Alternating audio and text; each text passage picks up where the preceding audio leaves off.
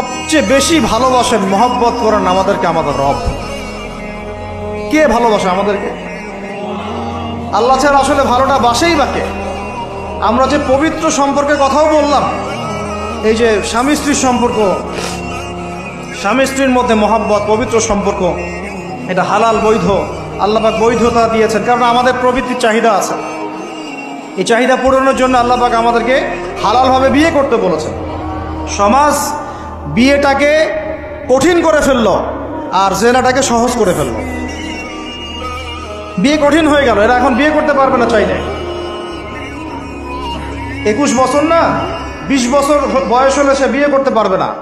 20 বছর একটা ছেলে আগামীকাল এই তথাকথিত ভালোবাসা দিবস পালন করতে পারবে, জেনা করতে পারবে।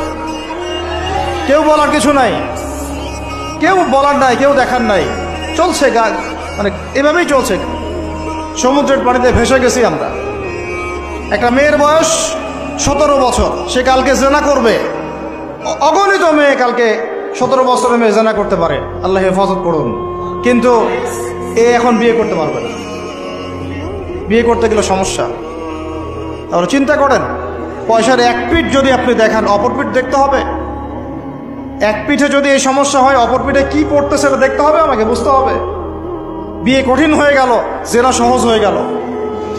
আবার বাসায় ধরেন একটা পুরুষের সামর্থ্য আছে, চাহিদাও বেশি, সামর্থ্য আছে অনেক, চাহিদাও বেশি। সমাজে বিধবা মেয়ে পড়ে আছে, তালাকপ্রাপ্ত মেয়ে পড়ে আছে, এতিম মেয়ে পড়ে আছে, বিয়ে করার মানুষ নাই।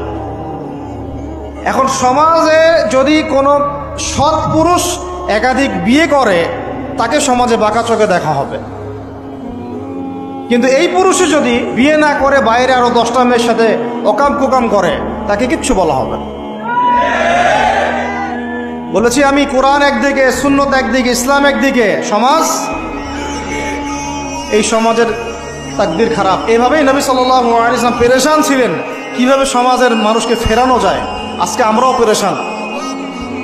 আল্লাহ পাক সবার আগে আমাকে ইসলাহ দান করেন, আমার পরিবারকে দান করেন, আমাদের প্রত্যেক দিনই ভাই বোনকে দান করেন এবং ইস্তেকামাত দান করেন। আল্লাহুম্মা সাব্বিতনা ওয়াজআলনা হাদিয়ান ওয়া মাহদিয়া, আমিন ইয়া রাব্বাল। তো এখন কথা হচ্ছে, এগুলো চলছে আমাদের চোখের সামনেই। কিন্তু দেখেন প্রিয় ভাইয়েরা, আল্লাহ পাক শাস্তি বলেছেন 100 বেত্রাঘাত। কেউ যদি আবার বিবাহিত হয়ে এই কাজ করে, জেনা করে, তাহলে তার শাস্তি কি বলেছেন? বলা হয়েছে কোমর পর্যন্ত মাটিতে পুঁতে ফেলে তাকে পাথর নিক্ষেপ করে হত্যা করতে হবে। এটা কোরআন এবং হাদিসের শাস্তি। আর আমরা কি করছি দেখেন। আমি 2টা হাদিস বলি আপনাদেরকে, শোনেন, ইয়াংরা শোনেন।